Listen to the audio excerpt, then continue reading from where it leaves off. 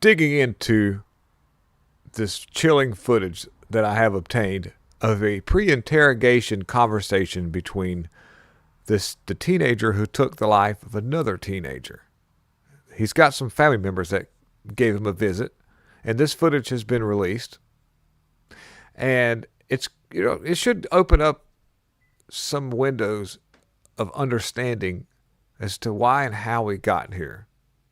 I think that there are some concerned family members of this teen that are legitimate, but you also have to look at the fact that some things went wrong to get where we're at right now. We'll talk about the double standard and also the fact that you won't see a life imprisonment charge or something worse on the person who committed this crime because of some Supreme Court rulings that took place quite some time ago because of the offender's age. Now, I will say that there was a physical altercation and there was a warning from the teenager who did the worst part of the crime, but there was, in honesty, there's no justification to what happened. And especially if you were to turn the tables and it was a white person who done this to a black person. You would probably see riots. You would see buildings burning. You would see Al Sharpton. You would have Jasmine Crockett. You would have everybody out there screaming and hollering and ringing the bells and the horns and the whatever you want to call it. So let's dig into this footage. And thank you guys for watching. So you've got this person on the right, Carmelo Anthony, who admitted to what happened. You've got Austin Metcalf on the left. And like I say, this is just a situation that got out of hand. And then it got in the person on the right, you can tell, has done some very bad things before this. The family members in this interrogation that we're about to watch addressed those about him not ever being at home, him hanging around the wrong crowd, him doing what he's doing. And, it's sad because what'll happen is this person on the right, because of their age, is not going to face very probably, if they even get convicted, I almost feel like they're going to get off some kind of way because they've already raised quite a bit of money from online, GoFundMes for this person's defense on the right. And they're already trying to build a narrative against the person on the left. And they're going to also throw race in there. You're going to see a lot of politicians stand up for the person on the right to justify what happened. I wouldn't be surprised if Al Sharpton does weigh in on this still, and Jasmine Crockett and other, so-called elite politicians that have their thumb on the actual media. So this is going to be an uphill battle to try to even get any kind of conviction at all, unfortunately, because if you flip the tables or turn the tables, it would be a complete and different story. You would have, before the guy even stepped foot into the courtroom, there would already be some kind of law change to where that person would do life or, the worst end of that. So let's dig into this chilling footage I have here. What we're about to watch here is you've got a grandmother, I believe the mother. These are the two that you're going to witness, and they're having a little bit of a discussion with him. And I really genuinely actually feel like the grandmother does have care for this person. And, the mother that comes in there, it's, and I'm just going to give sympathy to the parents because nobody wants their child to be facing these charges. Nobody really, even though they might not do the best of job, they still, at the end of the day, they got kids. I'm not justifying at all what this person did to Austin Metcalf. Like I say, the altercation never should have reached that point.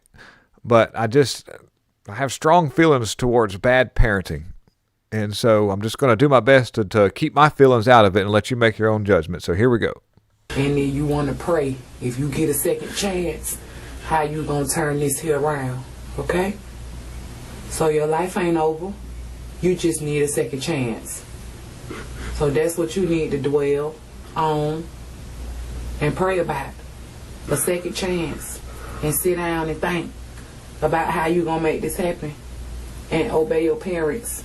And come home on time. Come home. Number one. Streets don't love you. We love you, not the streets. You see where the streets get you? Could you give me a hug, baby?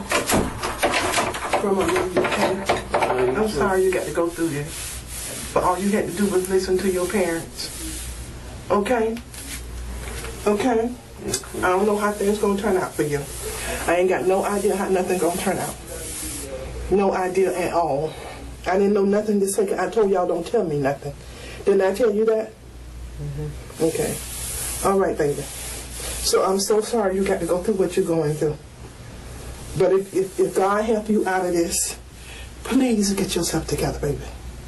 And it's going to take a miracle. It's going to take a miracle that we don't have. You can turn me loose now.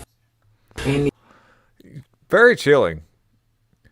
And, you know, like I said, I have strong feelings about this whole thing. I'm going to just leave that out of there the best I can, but I'm really just sad. I'm angry. I'm angry because I feel like those parents should be coming down on him a lot worse. You know, all you need is a second chance. The person that's not with us anymore doesn't have a second chance. There is no option. There's, nothing's going to bring that other person back, and what happened to the twin brother is going to damage him for life. That's not going to be good either. A part of him is gone too. Twins have a special bond, and that they're connected. This has been proven many times. They have a really special bond, and when you lose a twin, it's very, very it does things to you. I mean, just a brother alone, but when it's a twin like that, it's a big deal. And in all honesty, who had a more promising life? Who was going to bring more to the table to this world that would benefit humanity? In the end, is this person going to be the one that's going to do it? Who's to say in the end? I don't know. But I do know it's sad to see. It's almost like that one where they say the wrong kid. The movie Dewey Cox.